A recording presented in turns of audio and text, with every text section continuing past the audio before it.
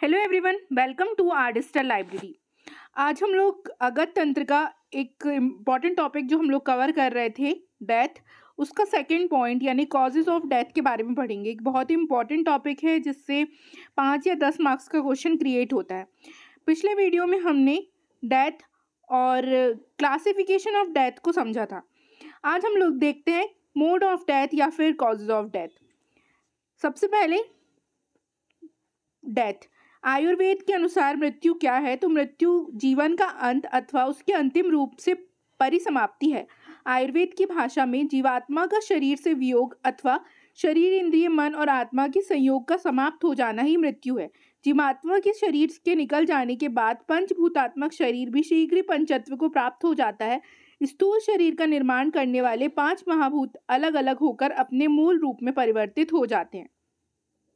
और according to modern, death can be defined as complete and persistent, irreversible cessation of circulation and respiration. Although death widely means somatic or systemic death, in which there is complete stoppage of action of heart, lungs, and brain. Molecular death means death of the individual cells of the tissue of the body, which takes few hours, 1 to 2 hours after somatic death. ये वाला topic हम already previous video में discuss कर चुके हैं।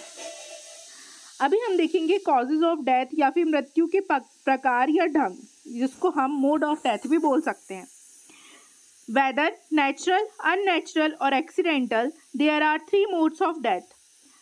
First, मूर्छा, जिसको हम मॉडर्न में सिनकोप, श्वास अवरोध, जिसको मॉडर्न में एस्फेक्सिया, और संन्यास, जिसको मॉडर्न में कोमा कहा जाता है।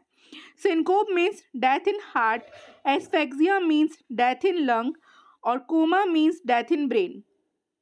मृत्यु के अनेक तत्कालीन या दूरगामी कारण हो सकते हैं, किंतु उसके ढंग मुख्यतः 3 ही हैं, जो त्रिपुटी के 3 प्रधान तंत्रों की क्रियाओं के अवसान पर आधारित है।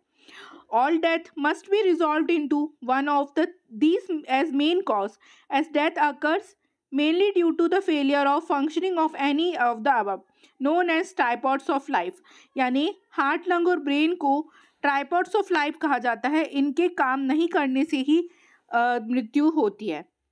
पहला है सिनकोप या फिर मूर्छा।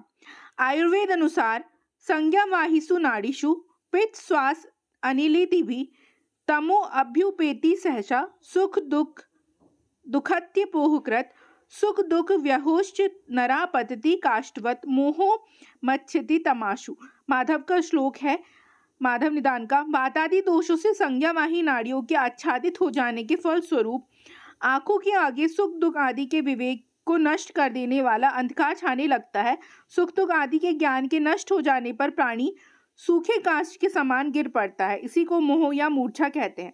सिनकोप यानी फैंटिंग, जिनमें when a person losses consciousness and muscle strength, comes on quickly, doesn't last long, spontaneous recovery, no resuscitation. Modern view, syncope results from stoppage of functioning of heart with consequent cessation of circulation. In syncope, there occurs loss of consciousness with postural collapse due to the acute decrease in cerebral blood flow.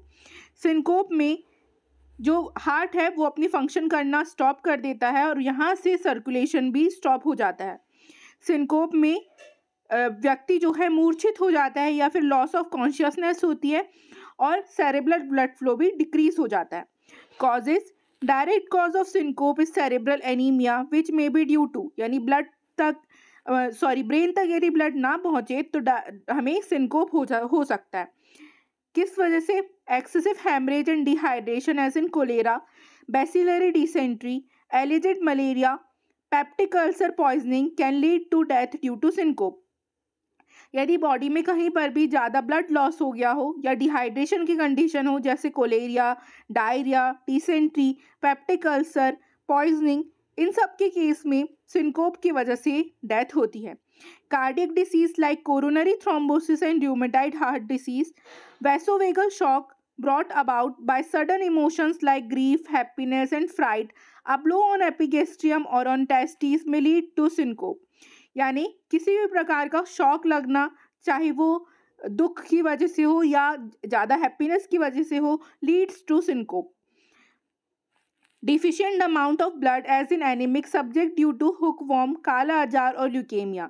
यानी हुकवॉर्म, काला आजार और leukaemia disease में भी amount of blood बहुत ज़्यादा कम हो जाता है body में, जिसकी वजह से ब्रेन तक ब्लड जो है वो नहीं पहुंच पाता और it leads to syncope.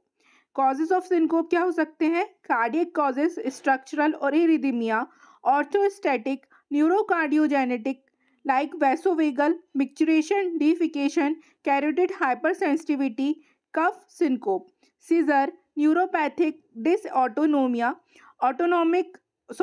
autoimmune paraneoplastic, chronic toxic diabetes, post-viral neurodegenerative और POTS, अधर्मी मैकेनिकल और ग्लूकोज और सेरेब्रोवास्कुलर या vertebrobasilar ischaemia. Clinical features, pallor of face, क्या सिम्टम्स दिखेंगे आपको उस पेशेंट्स में?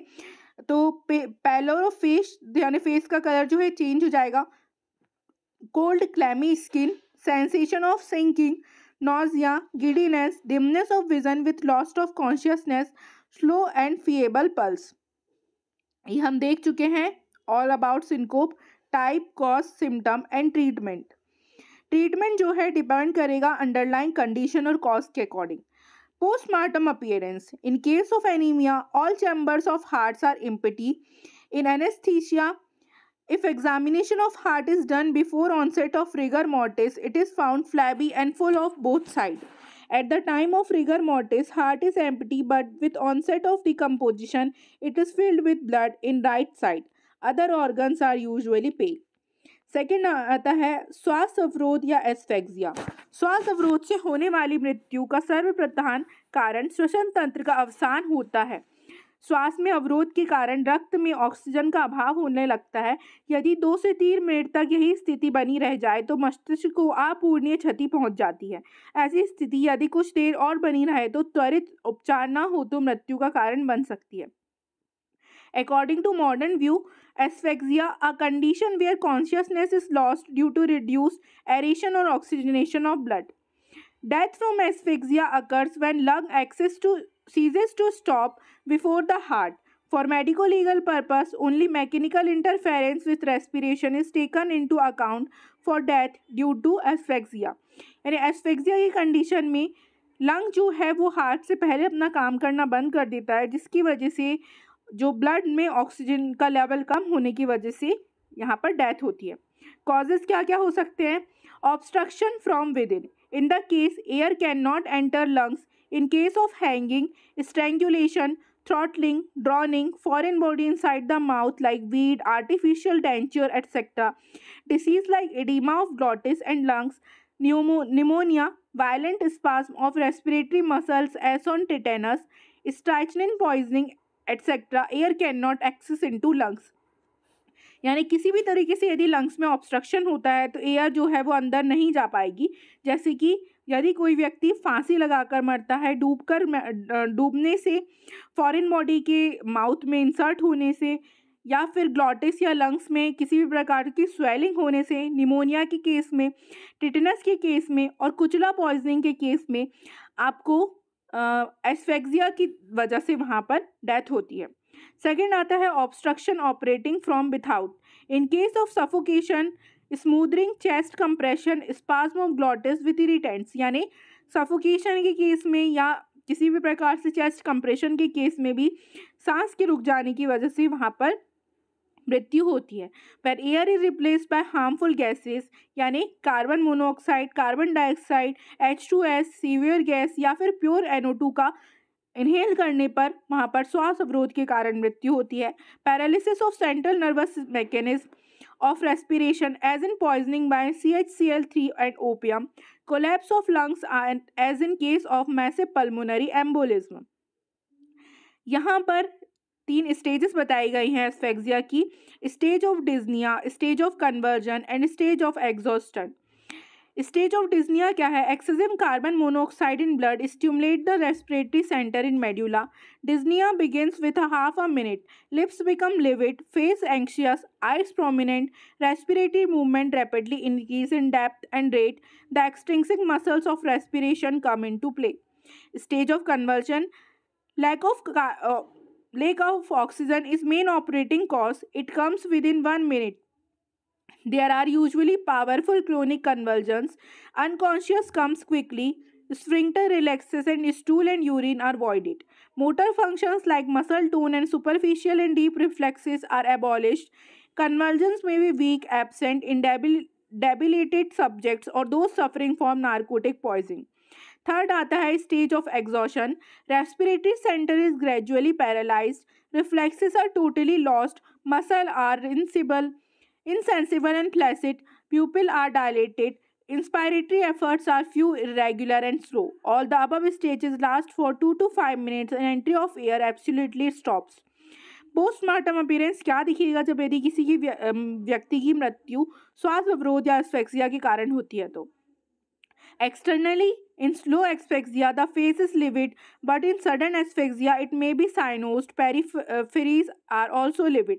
यानी आपको फेस जो है वो ब्लूइश कलर का दिखेगा, वहाँ पर कलर चेंज हो जाता है. Postmortem lividity is well marked. Eyes may be unduly prominent in manual strangulation and there may be hemorrhage of conjunctiva. Tongue may be bitten by teeth, may come out.